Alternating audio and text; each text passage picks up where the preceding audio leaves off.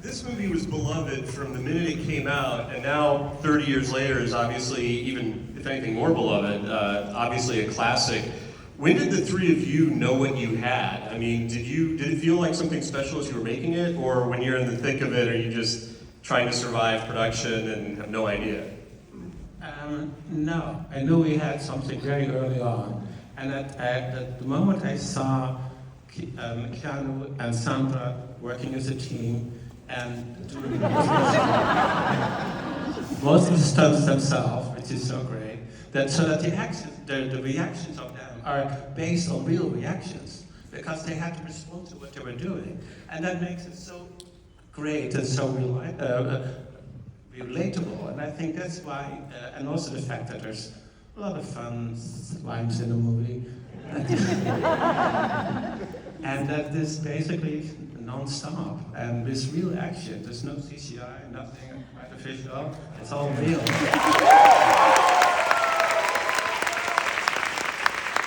So, Keanu and Sandy, how about you? When you were making it, did you feel like it was something special? Did you know what you had?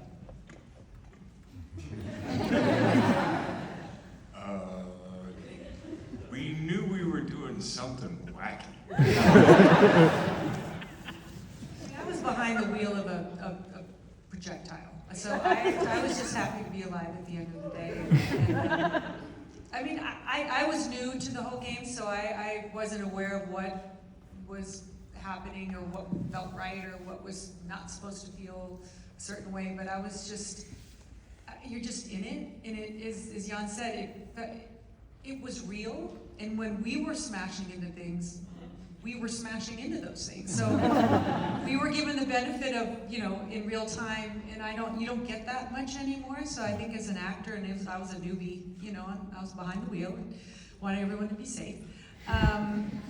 It was special. It was special. And not even just in retrospect, but when we were in it, it felt really genuine. People. Well, going back to the origins of it, Jan, you'd obviously been a hugely successful DP, but this was your first studio feature as a director. So how did you get the job, and what were your initial conversations like with the studio in terms of you pitching your idea of how you were going to approach this? I was working at Paramount at the time and on a project to direct, and I found this in basically the ones that were never made, that would never be made by Paramount, which I didn't know. But I thought there were so many possibilities in that movie that I could really see this is exactly the type of movie I want to make. Is where everything happens non-stop and people are tied together, they're really close together all the time, and they have to relate to each other, and that you rarely have in a movie. Also, I felt like that I could do a lot of those things so real. That's the real thing, because I didn't want to do things in the studio and film it in stages. I wanted to be all on real roads, real speed, real fast, and real dangerous, and really when the bus goes on two wheels, it goes on two wheels. That's no. And when it goes down an off-ramp, and yes, it hit all the cars because they're too close. And when she drives towards a one-way street towards the traffic, she starts yelling, "Get out of the way, get out of the way!" And because they had to get out of the way, real simple. So that to me, that was also, I had so much fun making that movie. I hope that they had that too. And you needed a woman behind the wheel to really make it successful.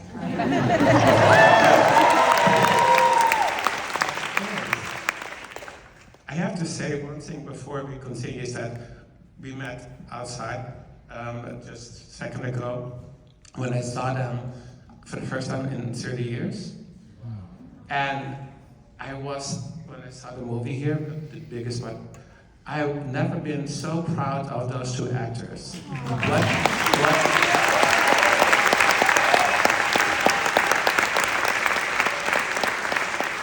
What they did for me, and quite often unnatural to them, what they had to do, is just unbelievable. But the relationship that those two created together is absolutely amazing. And seeing it back on the screen tonight, it was so realistic. They were absolutely perfect. All the emotions were right, all the laughter was right, all the smiling, the little smoothing. It was really, really cool. And I had to tell them that how great they both were. I mean, I realize more now how great you guys were than at the time, I have to say, because I was so busy. But now I really think, oh shit, they're so good.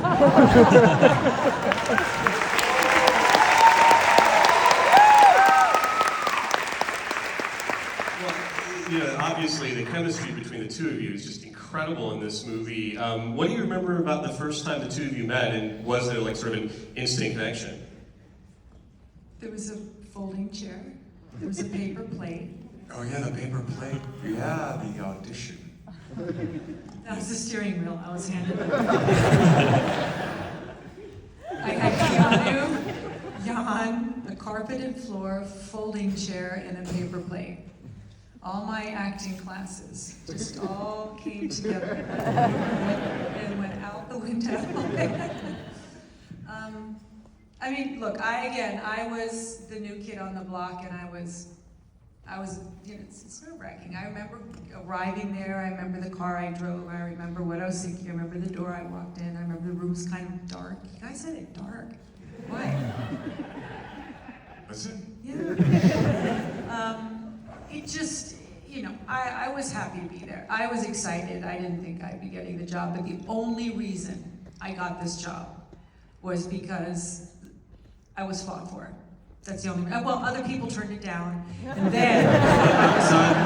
No. Yes, there were other people ahead of me. Yeah, but they were not.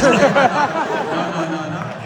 But you made them think they were going to have the job? I saw you, I knew that you would be the driver. But you saw me after believe you would be the driver. 1, 2, and 3 couldn't do it, and then you saw me in the dark room on a folding chair working on things like this is what it was like working for Keanu. It was just like, who's gonna shut up first?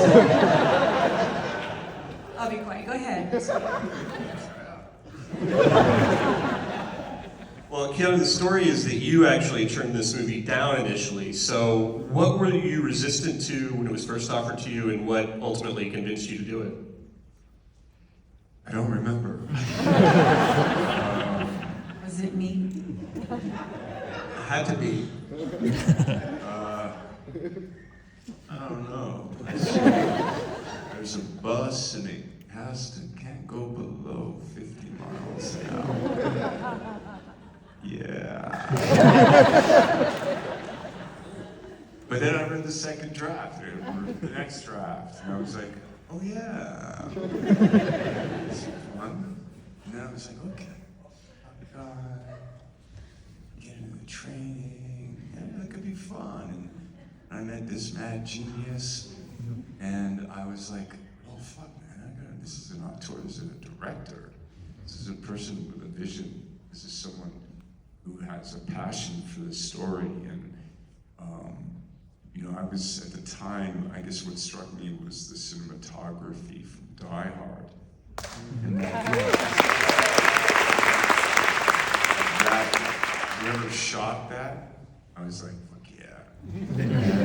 You know, I was just kind of coming into that, and so as more of it, as it became from just the abstract kind of, here's the premise, which I was like,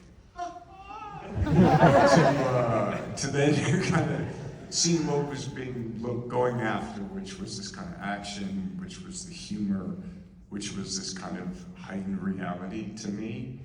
But then when I met Jan and his passion for it, which was, I mean, you're even saying it here, like it's real and I want to shoot it and I want this to be, I was like, fuck yeah. And, you know, where's the technical advisor? I'm gonna start learning how to shoot guns again, and let's be a SWAT dude and want to save the world. You know, and then I met, you know, Sandra. No, you meant like there were 3 others in I don't remember that. You know, I think That is why I love him. No, I think that's like probably some studio shenanigans. You know, right? Because like you were like, this is your first movie. They're not gonna let you fucking pick your actor. Was it the studio or were there The others? studio should. The studio is like, you know, we like this person, and Jan probably went, yeah, and then kept auditioning people and kept like going into production and like probably got them to a place where it was like, oh yeah, oh my choice. Who's directing the movie? All that matters is I was his choice. So Keanu, I still remember when Keanu came in with his really long hair still at the time, and he had to play a cop, and the studio was looking at me and asking, like, what do you think about his hair? And his hair looked pretty good. But I knew that was going to be an issue. But I think you sensed it yourself, because like a week later you came back and his hair was totally short. And everybody was shocked. What happened to your hair? I mean, man, I was playing a SWAT guy, man. I was like, I got a one cut on the side, I made, and everyone just went like, what the fuck did you do? And like, you know, you're talking about like being like, I haven't gone through this experience. For me, it was like, you know, I heard these whispers, he's cut his hair. Why did he cut his hair? His hair's too short. What? And like I felt this like kind of pervading, and I was just like, too late, man. And they're like, you have to let your hair grow. You can't cut it again. You can't. But actually, once you had your hair that short, you actually became him. You became the character. And that was so fantastic. And that's why I definitely didn't want you to grow your hair. Because that would make you look too relaxed. I want you more tense. I don't want to shake your hair all the time.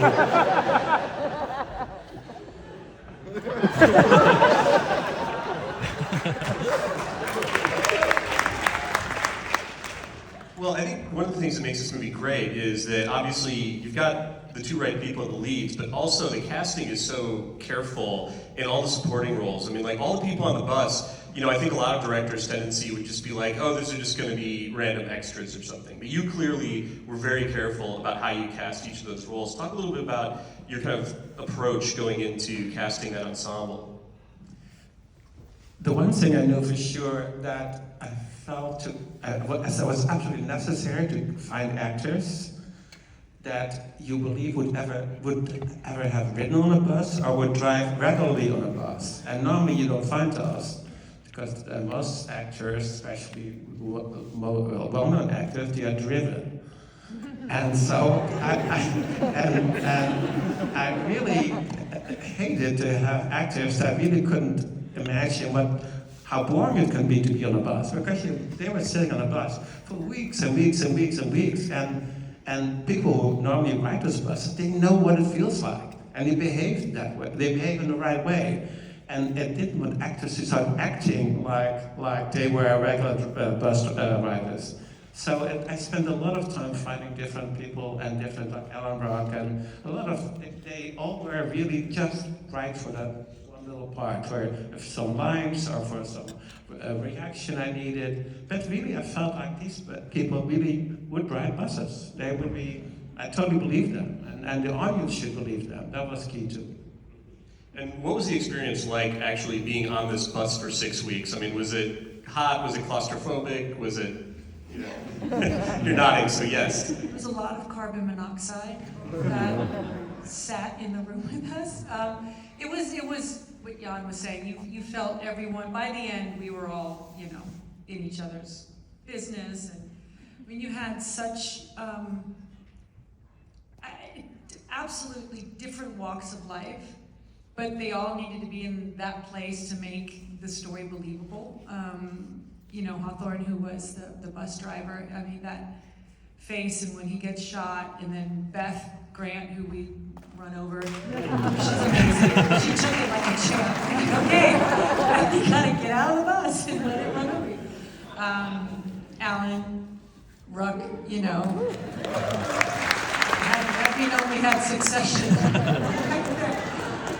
But it was just, everyone was just so kind. Carlos, Simone, like we were just stuck on the bus. You still remember all Carmen the Manasseh. names, it's so great.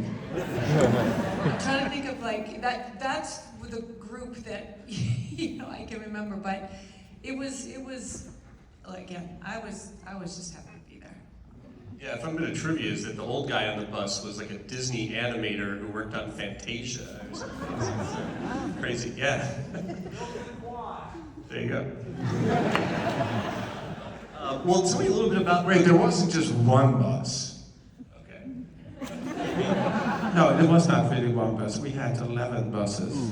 There's 11 buses. The bus went on the two wheels, and then also we're dealing with like a master cinematographer here. So like the handrails were actually tracks for the like cameras, bungee cameras. Yeah, I counted 22 cameras once in the front, so I'd be here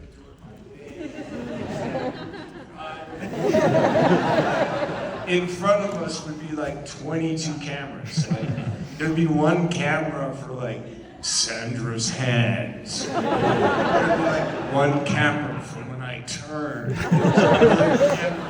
There was cameras above here. There was cameras down. No cameras down there.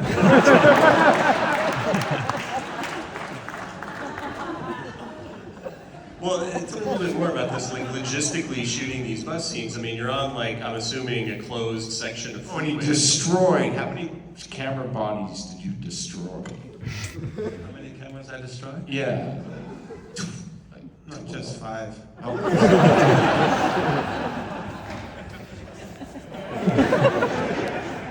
Sorry.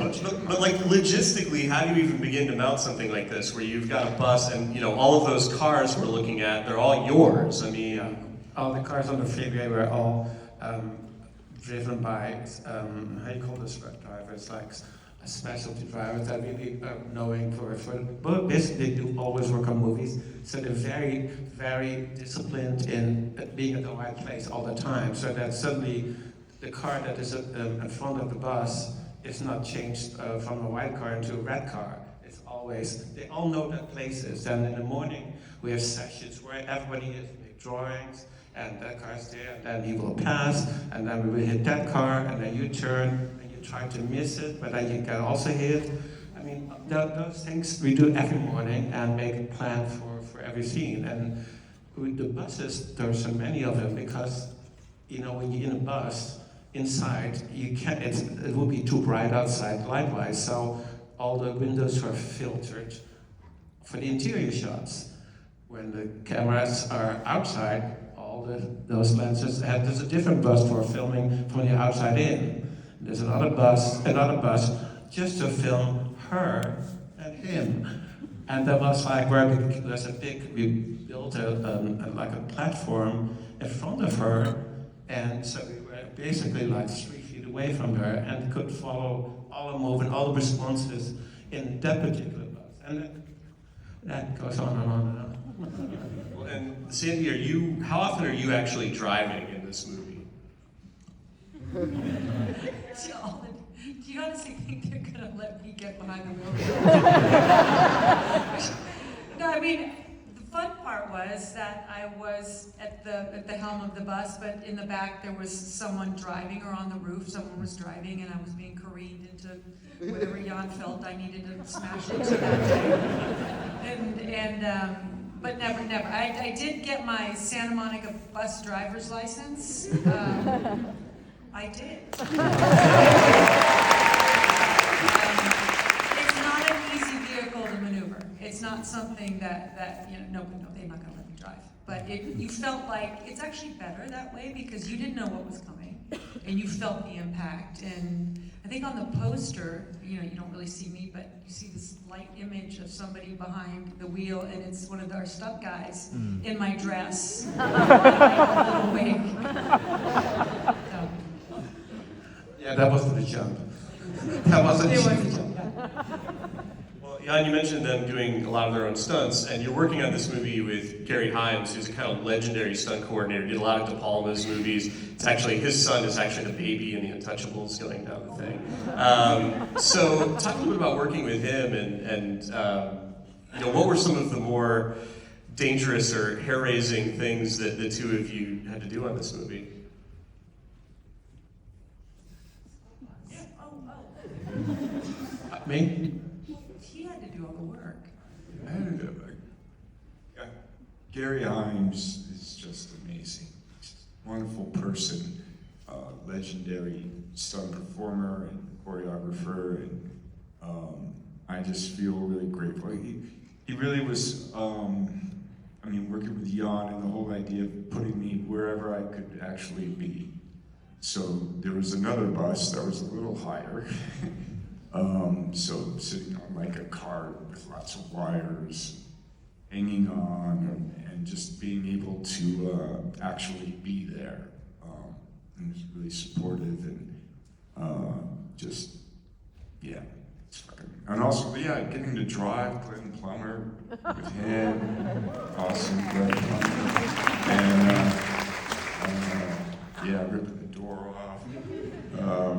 That was fun, kind of one of those days where they had the Tonka toys, the Matchbox cars, like on the we filmed on the 105, and it was just like, you know, Gary's like, okay. Oh, and also Brian Smurs was working on that. But yeah, it was just like, okay, Keanu, this is your route, this is the color of the car, and this is what you're gonna do. And but just where he was able to, my take on it is, if I can be there, I want to be there, because it's a connection in the storytelling to have the character there. You don't have to cut away in a different way, you know. And Gary Himes was just, he was like, full go, be safe, but let's do it. I really appreciate that. And also, it was, I mean, very safe. You know that when he said it could be done, you could do it.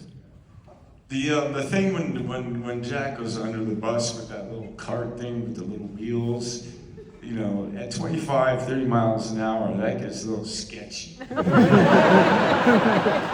like, then they put like another wire on it, because it was like the thing, and then they were like, maybe we don't put Keanu in there.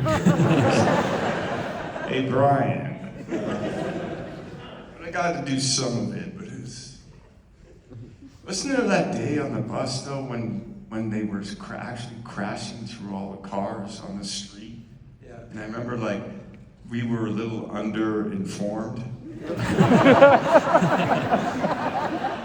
like Jan did that thing, we were all on the bus, and then we were driving down, it was like by San Diego or something, we were getting this up by the ocean, and we're driving, and all of a sudden we're actually hitting cars. Boom! Boom! We're on the bus, lost everything. And people were like screaming, right? It's like, The reactions were great.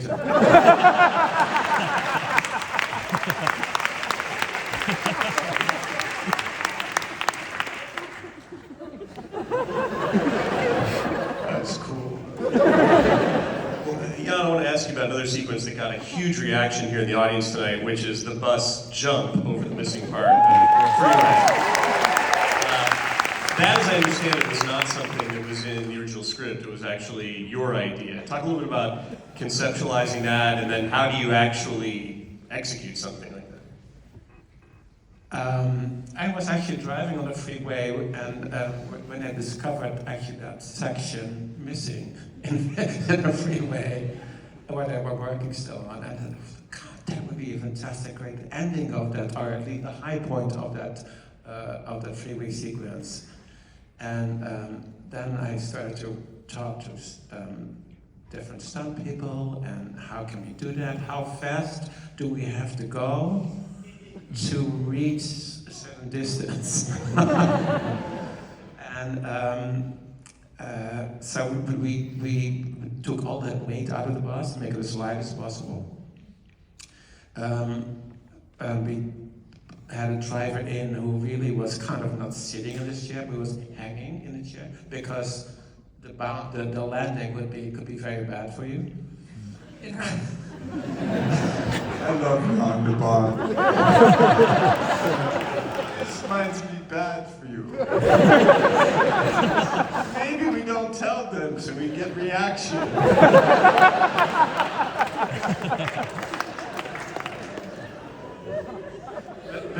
So we had one bus was made especially for that stunt, and when we actually were ready to shoot it and film it, and I was trying to really be really nice to the driver, to the stuntman, and I kept telling him it's really important that you go really at a good speed, otherwise you're never gonna make it.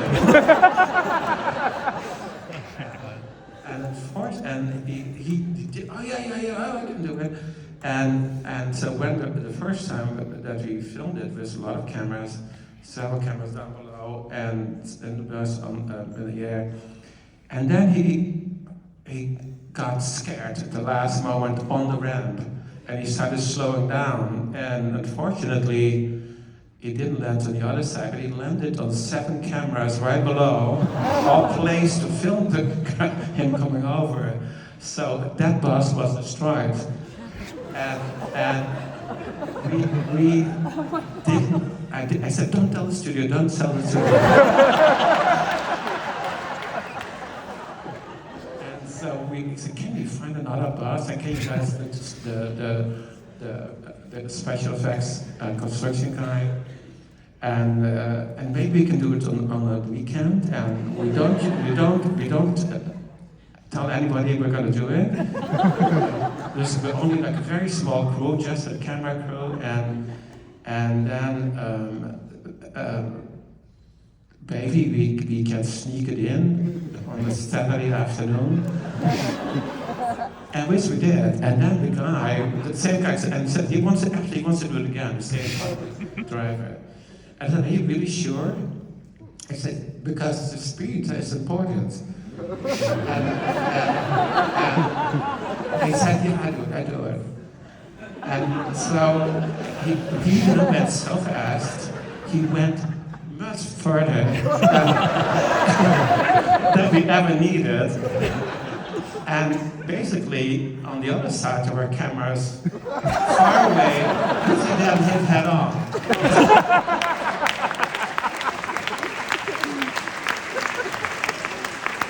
But at least we had the shot.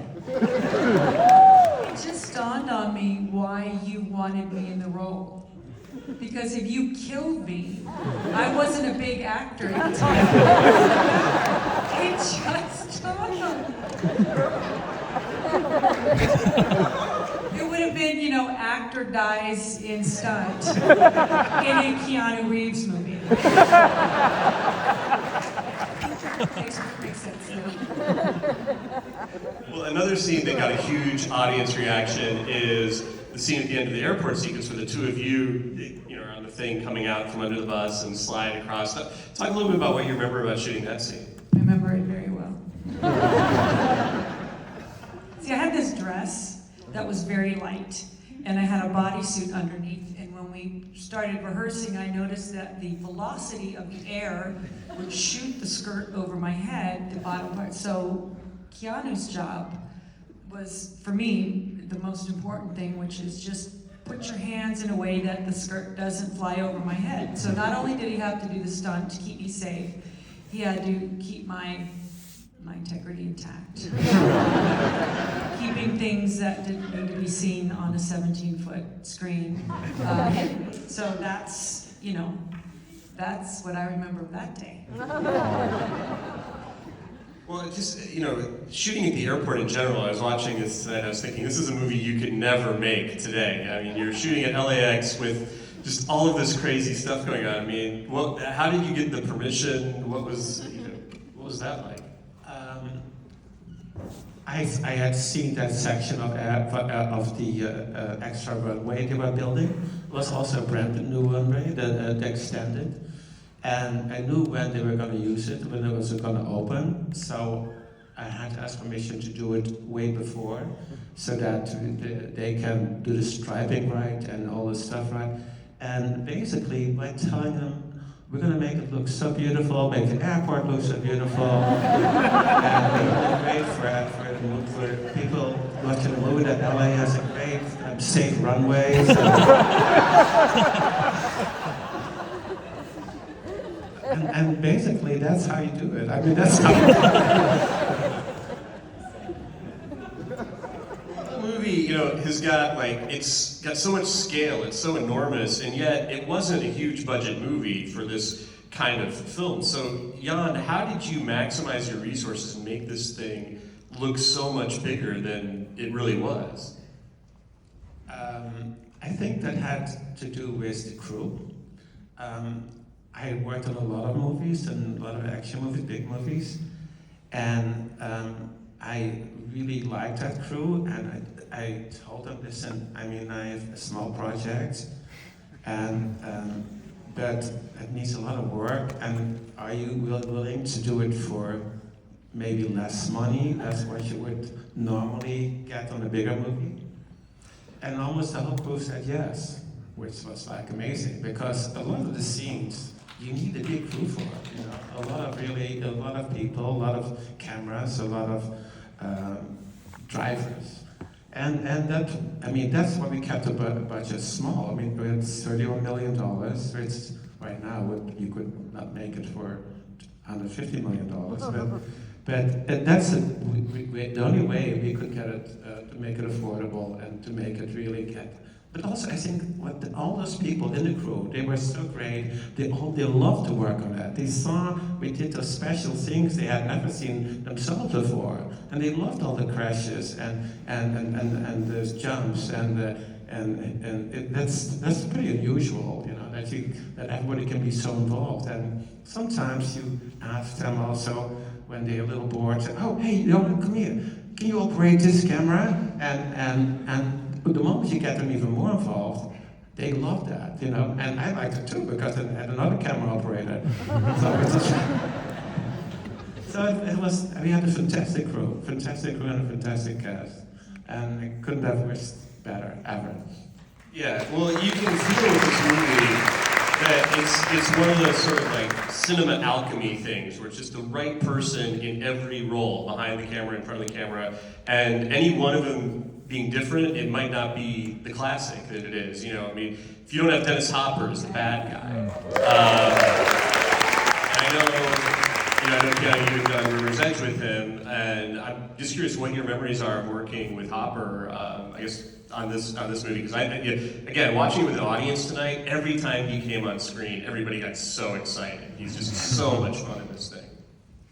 Yeah, he's brilliant and so charismatic. And he's so committed, and he's also a little nuts too. Yeah, man. Thank God. And we say that like he's a little nuts, but he's a total fucking pro. He's a total pro. We had some ridiculous dialogue, and it was just awesome. And you worked with the Hopper too. I did. Yes. How'd that go for you? I was surprised at how, I don't like this word, but normal he was. I mean, he might have been weird to you guys, but he was very sweet to me. He loved his art. He loved talking about art. Collecting art, local artists.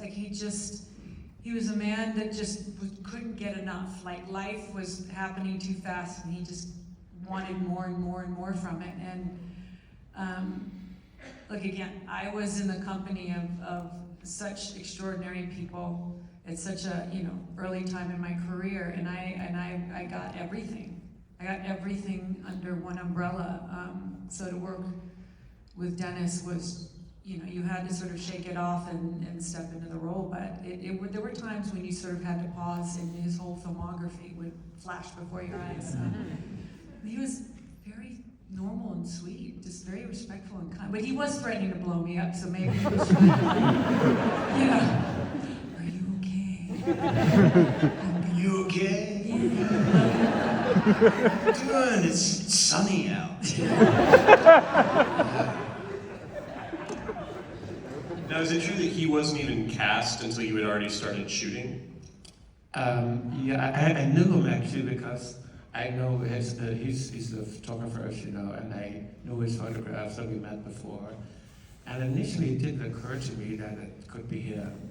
And then when this started really working out, and we hadn't found anybody else, that thought, oh my God, Dennis should do it. And he did. He wanted it. They loved it. And it's so it's basically like a last minute change. This Risa Garcia, the casting director, and she helped to get him to do it. It was really great. I was really happy with that. Now, I'm curious with a movie like this, how challenging the editorial process was, because just keeping the momentum going, but also thinking about the stuff on the bus. And when you are like sort of servicing so many different characters, and there's any number of different reaction shots you could get, and as Keanu says, you've got a gazillion cameras on there and all of this stuff. I mean, how challenging was the editorial process in this movie? I like multiple cameras. I like a lot of cameras. But in the bus, actually not so much, because there wasn't space. You know, we had basically, I was operating most of the time those cameras. They were hanging from a bungee cord. Give me the fucking camera! Give me the fucking camera! I could have said that.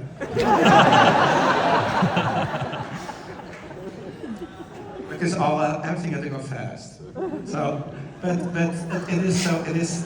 Sometimes you need cameras you can hide, but quite often the intimate thing between them was always mostly with one or two cameras, because I had to be really close on the faces, and it had to be intimate. But the reactions for the people in the bus, they were all really specific. The lines, they were specific for a specific moment in the movie. So it was all really kind of worked out in advance a little bit, because once you start shooting, you have no time to change things. And we have to say, no, Alan, you're going to do this and this and this and that. And that is really great. I mean, they were so, amazed that nobody got sick in those buses, so the passenger side, because fast stops, go stop, and going through corners and fast turns, and getting hit by cars on the side. It's nobody actually. They behaved like as if they were just regular bus riders. Now, the movie won a couple of Academy Awards for the sound, and rightfully so. And I was wondering if you could talk a little bit about your approach to the sound design and how that was used to kind of level up the intensity of the movie. I think sound is one of the most important. Next to filming, the soundtrack and music are the most important part of filmmaking. I'm very special. I'm first of all very, very happy with Mark Mancino, the composer, which I think was brilliant. I found him when he was doing some parts of scores, little parts of other people's movies, and I listened to it and I told him about my movie, and I told him what I thought the music should be, and he totally fell over that idea. And basically, then we talked non-stop all the time. What was good for this scene? What was good for that scene? He let me hear things, ideas for songs. And it's the same for soundtrack too. I really wanted the sound being immersing in the whole theater, that people would hear and feel almost through the sound the action that takes place on the screen. I wanted to physically feel it with a lot of bass speakers and with multiple tracks and sub-tracks, and we had, I think, like about 800 different tracks at one point for some of the scenes, and all these things did work. Everything is used. There's nothing is thrown away. I love making the same I did in Twisters. Like creating soundtracks is so fun. It's not really almost as fun as making a movie. Sandy and Keanu, I was wondering if you remember the first time you actually saw the finished film and what your reaction was. I do. I had never been to, I guess maybe I was given an early cut for ADR or something like that. And I remember watching it, and we were just talking about this in the back, and then I saw it, and once it got to almost the very end when the subway's going through the tunnel before it all, breaks up, all of a sudden there were these really beautiful sketches of, like, black and white sketches of the subway car and another nice, and I went, oh, that's interesting. Like, I thought, he's a director, and I was like, oh, this is like almost like a cartoon, like maybe it'll be a cartoon and then it comes out and then it's back to real life. And I thought I was dumb and didn't understand the premise of the movie. And then later on, I realized it was storyboards. I never asked. I never questioned. And then when I saw it again, I was like, oh, okay, good job, Jan. You did a good job, Jan de Bont. But it was thrilling, and it was, again, you're just so excited to just be there. And, all these things came together, and I didn't hate what I saw of myself, which is, talk to any actor, we just hate. Well, maybe some people like looking at themselves, but I wasn't horribly embarrassed, which is a really good thing. Well, this movie, I don't know if people remember, I mean, if you were there, it was such a phenomenon, like immediately. It's sort of the kind of film that I think everybody dreams of making, where it's a commercial success, it's an artistic success. The critics loved it. You won Academy Awards. I mean, did this movie, how did this change your lives and careers? Or I think it would make it harder, in a way, because you think then about the next one, and how can you improve that? Can you make it even more interesting and more exciting? And that's when I did Twister, and I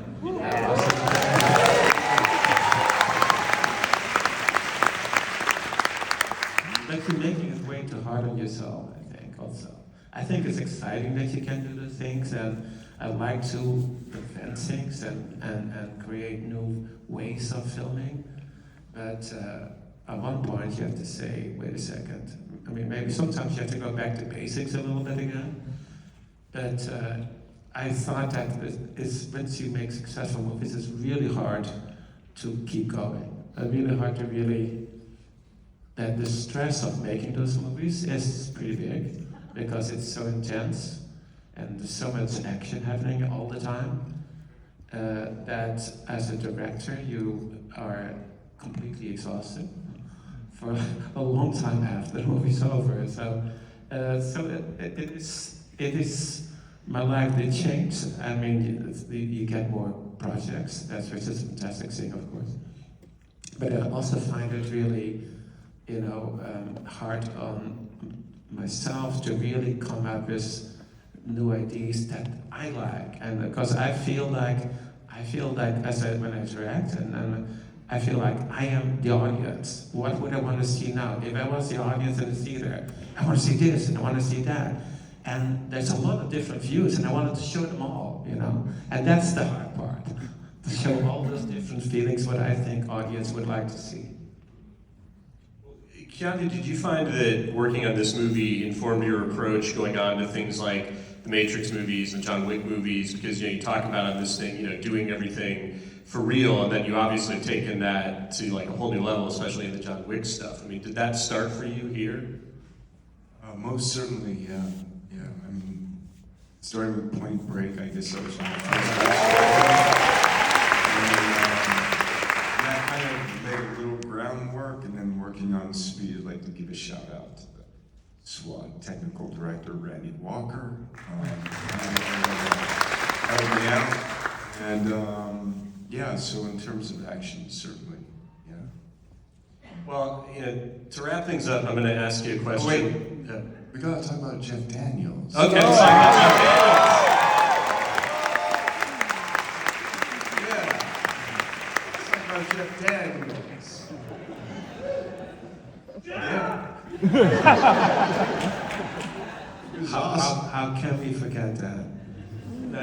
Jeff is actually, well, you all know who Jeff Daniels is, but he's like such a serious, great professional actor, and I thought I needed him to kind of, because he was a little older, a little more experienced. I thought that would be really great to have him play against Keanu and Sandra, because I knew he would support them, and that is so important that the three of them would work together. So ultimately, I ended up to be extremely happy with his performance, and there are some moments where, for instance, actually many moments, but when he is in that house and he realizes that the red light goes on and you can see in his eye that this is the end, and it is. But it is amazing that you can see that you can really perform in such a way that makes it audience makes it feel the same way.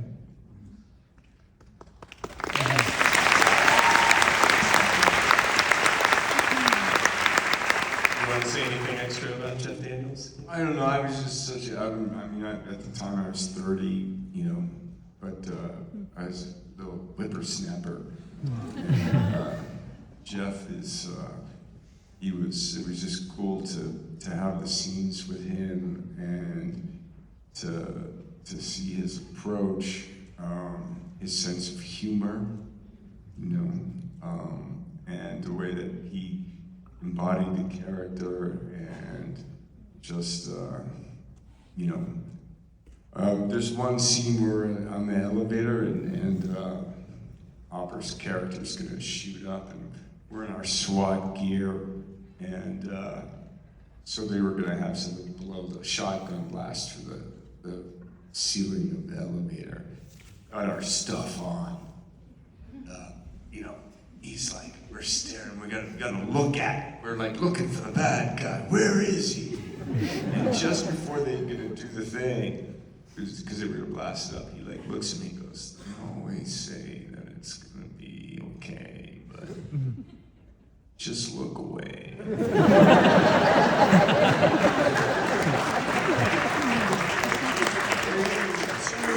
1. Guy gets up, he's like, see? There's like blood all the side of it. It's got blood, it's just been cut open. And he was just like, fucking just cool. See? And so Jeff Daniels was like, see? Just about like, all. Yeah. What was that story? You told me a story where he fucked with Woody Allen. Like, for his brother, Danny Rose. Is that it? Purple Rose of Cairo. Purple Rose of Cairo, where like he had to sing, and like he pretended not to be able to sing. Just to fuck with it.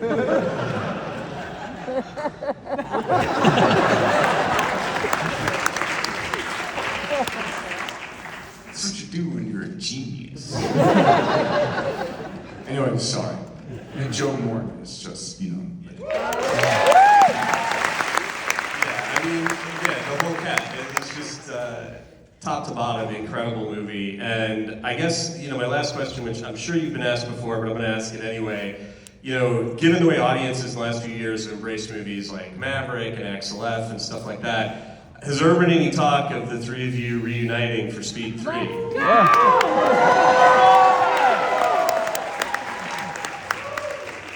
The geriatric version, yes. Won't be fast. Eyes will retirement. flash. I think it would be a different movie for sure. Well, it would be great to work with them. That's the difference. That's absolutely true.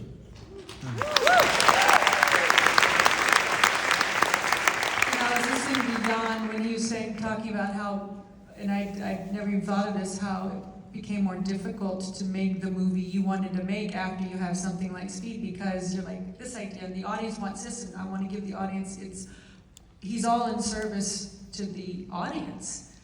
and I'm sitting here going down memory lane and I've forgotten things. I'm like, oh God, that's right. But that's all these things happen because the crazy man in the greenish jacket over there, it's like, he's so soft and gentle today. And I'm like, that's not the man I remember.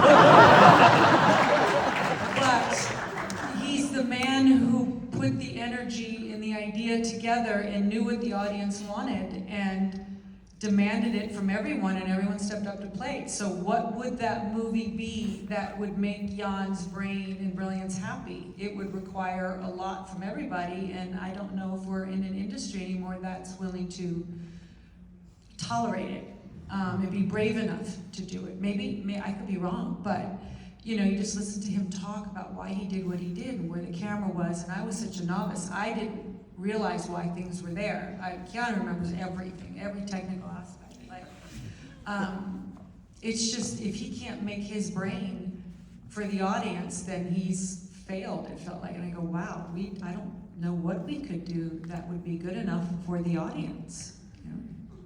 Well, it would definitely be hard to improve upon it. I think I speak for everybody when I say this was really one of the great movie-going nights of my life, and I really appreciate you all coming out. Thank you.